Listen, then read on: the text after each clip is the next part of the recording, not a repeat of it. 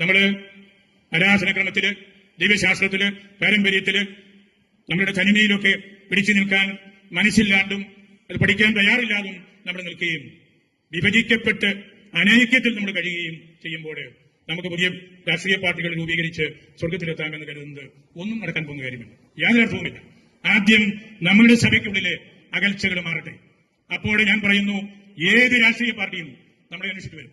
നമുക്ക് ഐക്യത്തിൽ നിൽക്കാൻ സാധിച്ചാൽ, ഒറ്റക്കെട്ടായിട്ട് നിൽക്കാൻ സാധിച്ചാൽ, കോർ ഊനം എന്ന് ലത്തീനിൽ പറയുള്ളൂ, ഒരേ ഹൃദയത്തോടെ നിൽക്കാൻ സാധിച്ചാൽ, ഊന ഓച്ചെ, ഒറ്റ സ്വരത്തിൽ ഈ സമുദായത്തിന്റെ ആവശ്യങ്ങൾ പറയാൻ സാധിച്ചാൽ ആരും നമ്മളെ ഭീഷണിപ്പെടുത്തുകയില്ല. നമ്മളൊരു പുത്തൻ രാഷ്ട്രീയ പാർട്ടിയെയും അന്വേഷിച്ച് ഒരിടത്തോട്ടും പോകേണ്ട കാര്യമില്ല.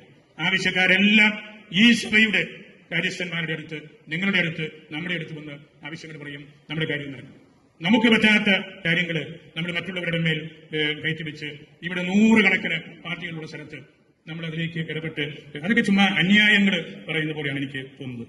നമ്മളുടെ ശിഥിലീകരണം നമ്മൾ മാറ്റിയെടുക്കണം. നമ്മളെ കാണുമ്പോൾ ദൈവത്തെ കൊണ്ട് നടക്കുന്ന ഒരു ജനമാണിത് എന്ന് മറ്റുള്ളവർക്ക് മനസ്സിലാകും. അപ്പോഴാണ് നമുക്ക് ഈ രാജ്യത്ത് മഹത്വമുള്ള ഒരു സമൂഹമായിട്ട് ജീവിക്കാനും പെരുമാറാനും സാധിക്കുന്നത്. അല്ലാതെ കിട്ടുന്ന കാര്യങ്ങൾ കൊണ്ട് എന്താണ്? കാട്ടുമുയലിനെയും കാട്ടുപന്നിയെയും വെടിവെച്ച് പിടിച്ചു തിന്നാൻ നമുക്ക് സാധിക്കണം. ഇതൊക്കെ എത്രയോ നിസ്സാരമായ കാര്യങ്ങളാണ്. നമുക്ക് കണ്ടെത്തേണ്ട ഈശോയിലുള്ള ഐക്യം, സഭയിലുള്ള ഐക്യം, ഈ നസ്രാണി സമൂഹത്തിന്റെ ആ കരുത്ത് നമ്മൾ പുനഃപ്രതിഷ്ഠിക്കേണ്ടതുണ്ട്. അതിന് നമ്മൾ ഓരോരുത്തരും നമ്മൾ തയ്യാറാകണം. അപ്പോഴാണ് നമുക്ക് ഈ വിശാല ലോകത്തില് ഈ നേഷൻ ഇന്ത്യ എന്ന ആ ഒരു വലിയ ഒഴുക്കിൽ, ആ ഒരു വിസ്താരത്തിൽ നമ്മളുടെ സാന്നിധ്യം ഉണ്ടാകുന്നത്. വെറുതെ പൊളിറ്റിക്കൽ ജിംനാറ്റിക്സ് കൊണ്ട് ഒന്നും നടക്കാൻ പോകുന്നില്ല. ഒന്നും വെറുതെ ഇങ്ങനെ നമ്മൾ ഓരോ കുറുക്കുപിടികൾ പറയുന്നു എന്ന് മാത്രമേ ഉള്ളൂ. പൊളിറ്റിക്കൽ ജിംനിക്സ് എപ്പോഴും നമ്മുടെ വഴി കുത്തിച്ചിട്ടേ വെറും ജിംനിക്സാണ്. കരുത്തുള്ള സമുദായമായിട്ട് നമ്മൾ മാറട്ടെ. അതിനുവേണ്ടി നമ്മൾ സംസാരിക്കണം.